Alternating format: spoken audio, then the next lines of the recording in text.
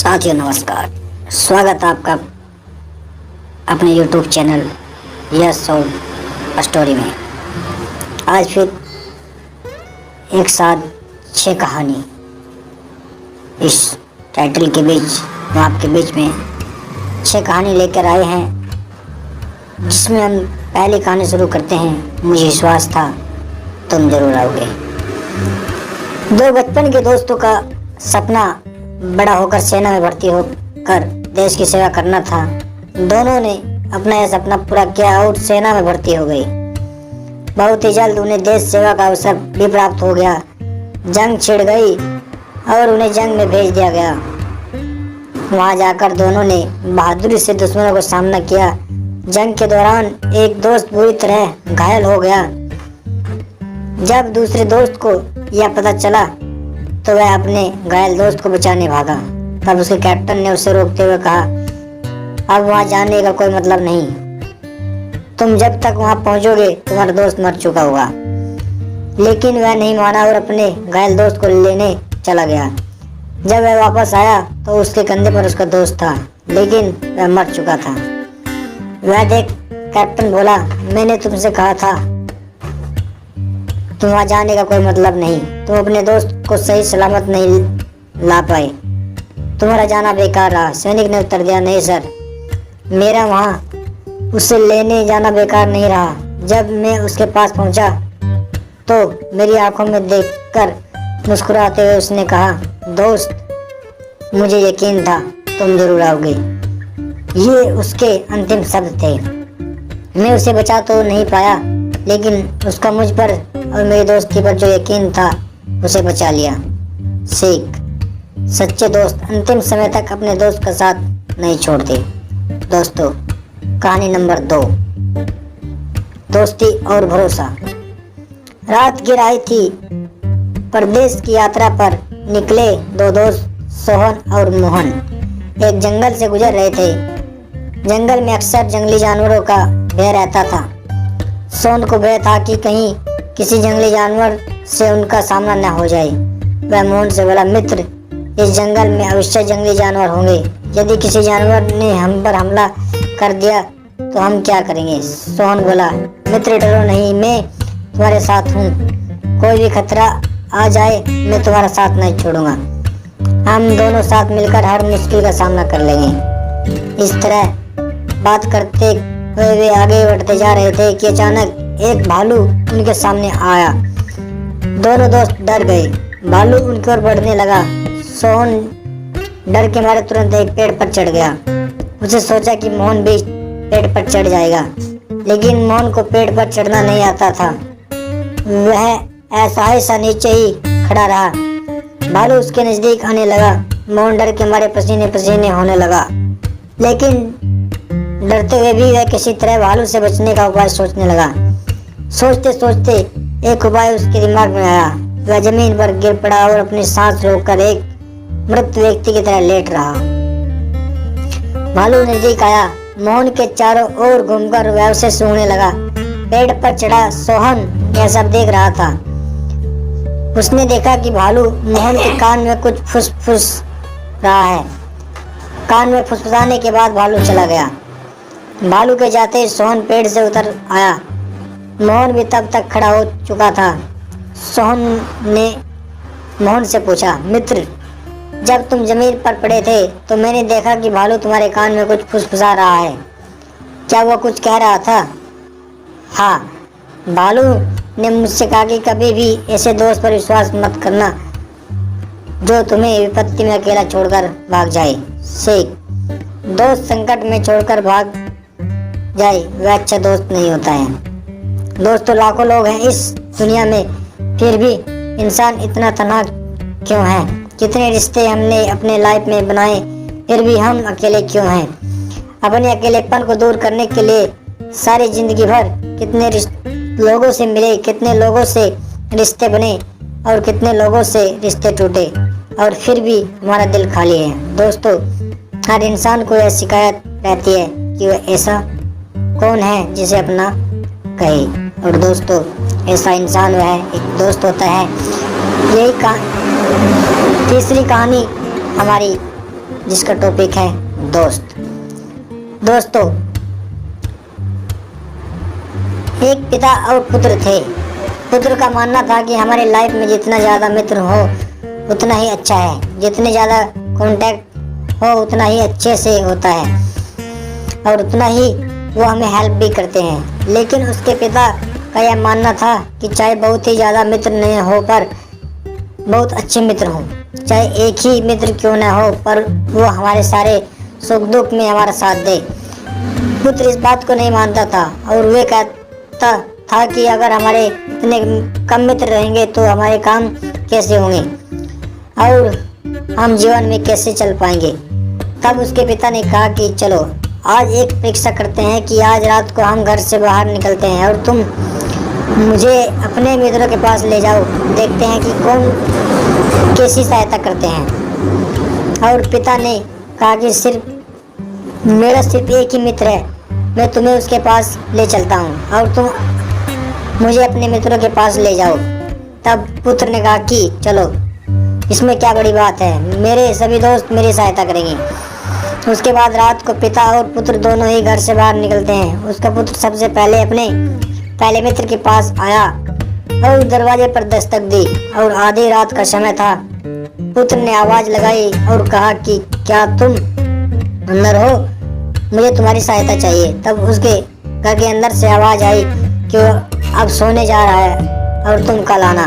तब पुत्र ने कहा कि नहीं, मुझे बहुत ही जरूरी काम है।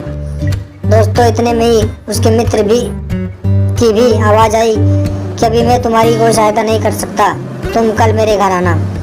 पुत्र के दिल को बहुत ही ज़्यादा दुख पहुंचा क्योंकि वो उसका सबसे खास दोस्त था।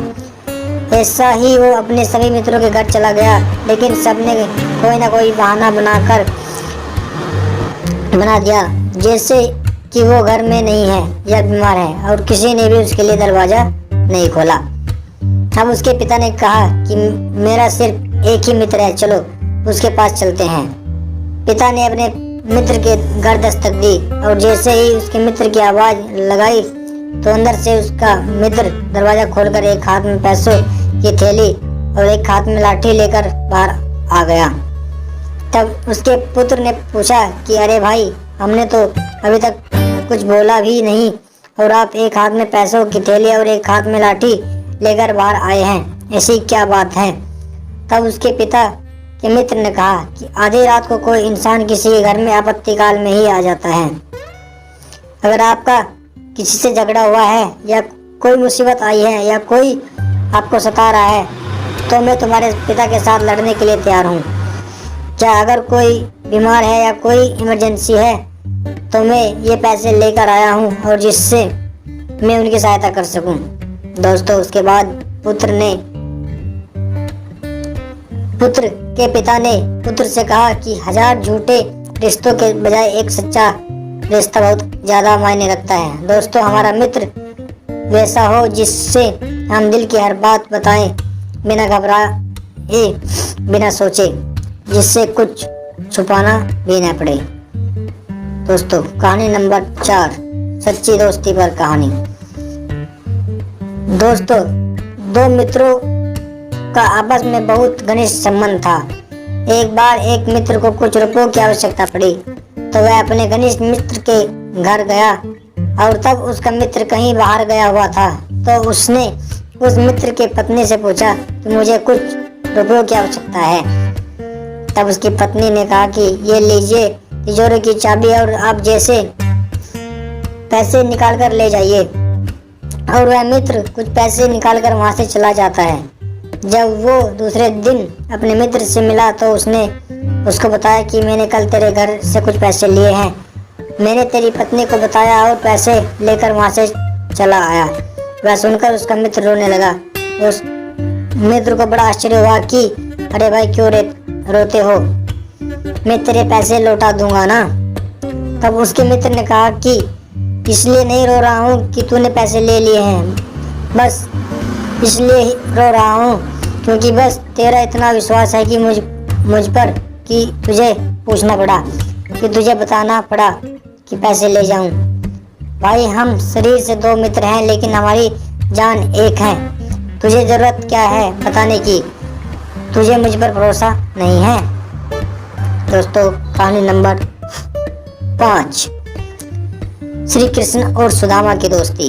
दोस्तों, श्री कृष्ण और सुदामा की दोस्ती के बारे में सभी लोग जानते हैं। उन्हीं की एक कहानी आज आपके बीच में लाया हूँ। दोस्तों, भगवान श्री कृष्ण और सुदामा एक बार जंगल में कुछ फल तोड़ने के लिए गए थे। भगवान श्री कृष्ण जी बोले कि मैं पेड़ पर चढ़ जाता हूँ और फल तोड़कर नीचे फेंकता हूँ और तुम उन्हें पकड़ लेना, बाद में हम एक साथ में खाएंगे। उसके बाद भगवान श्री कृष्ण जी ने एक फल को तोड़कर जमीन पर फेंका और अपने मित्र सुदामा से कहा कि इसे खाकर इसकी जांच कर लो कि ये सही है या नहीं। तब उसके बाद सुदामा ने खाना शुरू किया और सुदामा ने कहा कि अरे कृष्ण, फल तो बहुत मीठा है, और उस फल को पूरा खा गया। दोस्तों, उस पेड़ पे कुल 4 फल थे। सुदामा पहला खा गया, दूसरा भी खा गया और तीसरा भी खा गया। जब श्री कृष्ण ने यह देखा कि सुदामा तो सारे फल खाते ही जा रहा है और सिर्फ आखिरी फल ही बचा हुआ है, तब श्री कृष्ण जी बोले कि अरे सुदामा, तुझे इतनी चाबूझ लगी है कि तू थोड़ा इंतजार नहीं कर रहा है और मेरे लिए एक भी फल नहीं बचाया। उसके बाद श्री कृष्ण ने जो आखिरी फल बचा था उसको उठाया और उस फल को थोड़ा सा खाया तो फल इतना कड़वा था जैसे कि कोई जहर हो। और तब भगवान श्री कृष्ण ने बोला कि अरे सुदामा, तूने बताया नहीं कि इतना कड़वा फल है और तू खाता गया। तब उसके बाद सुदामा बोला कि जैसे ही मैंने वो फल खाया तो मुझे पता चला कि यह फल बहुत ही कड़वा है, पर हे श्री कृष्ण, मैं यह नहीं चाहता था कि इतने कड़वे फल को तुम खाओ, इसलिए मैंने सोचा कि ये सारे फल मैं खा लूँगा तो तुम्हें इस कड़वाहट का सामना नहीं करना पड़ेगा। मित्रता हो तो ऐसी, हम 1000 दोस्त बना लेते हैं पर मौका आते ही कहा जाता है सब। जब हम सबसे ज़्यादा तकलीफ और दर्द में होते हैं तब हमारे पास कोई क्यों नहीं होता। तकलीफ दूर करना तो दूर की बात, कोई हमारे दर्द को समझता भी नहीं, उसके लिए एक दोस्त की आवश्यकता होती है। दोस्तों, ये हमारी कहानी नंबर 6। दोस्तों, एक बार 2 मित्र जंगल से जा रहे थे और रात का समय था। तब दोनों मित्रों ने सोचा कि आगे भयानक जंगल है और आगे यात्रा नहीं कर पाएंगे, तो ऐसा करते हैं कि एक एक करके थोड़ी देर सोते हैं। पहले एक मित्र सोया और आधी रात को दूसरा मित्र सोया और पहला उठ गया। दोस्तों, जब दूसरा मित्र सो रहा था तब इतने में वहां पर एक सांप आया और जो मित्र जाग रहा था उसने देख लिया। उसने उस सर्प से बोला कि तुम यहाँ क्यों आए हो? तब वो सर्प बोला कि तेरा यह मित्र मेरे पिछले जन्म का बैरी है और जब तक मैं इसका खून नहीं पीऊंगा तब तक मेरा प्रतिशोध शांत नहीं होगा और मुझे मुक्ति नहीं मिलेगी। इसको मैं डस के इसका खून पी के तभी मैं यहाँ से चला जाऊंगा। तब उसके मित्र ने कहा कि तुझे मेरे मित्र का खून ही चाहिए ना? अगर मैं तुझे इसका खून पिला दूं तो तू यहाँ से चला जाएगा ना? तब सर्प ने कहा कि हाँ, तब मैं चला जाऊंगा। अब जो मित्र जाग रहा था वो अपने मित्र जो सो रहा था उसके छाती पर घात में चाकू लेके बैठ गया। जैसे उसका मित्र उसकी छाती पर घात में चाकू लेकर बैठ गया तब सोते हुए मित्र की आंख खुल गई और तब उसने देखा कि मेरा मित्र मेरी छाती के ऊपर बैठा हुआ है और उसके हाथ में चाकू भी है।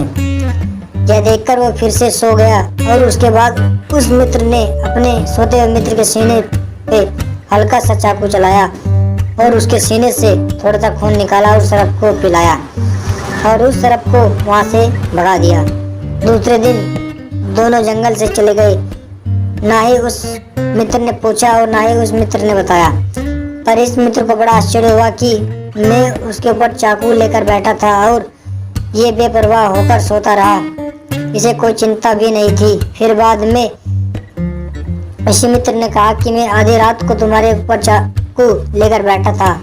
तब दूसरे मित्र ने कहा कि हाँ, तब इस मित्र ने बोला कि तुम क्या कुछ बोले क्यों नहीं? तुम्हें डर नहीं लगा मैं तुम्हारी जान ले लूँगा? तब दूसरे मित्र ने बोला कि मुझे तुम पर इतना विश्वास है कि तुम अगर मेरी जान भी ले लोगे ना तो मैं इसमें भी मेरी भलाई होगी। तुम सपने में भी मेरा बुरा नहीं सोच सकते। दोस्तों, आप सभी का धन्यवाद।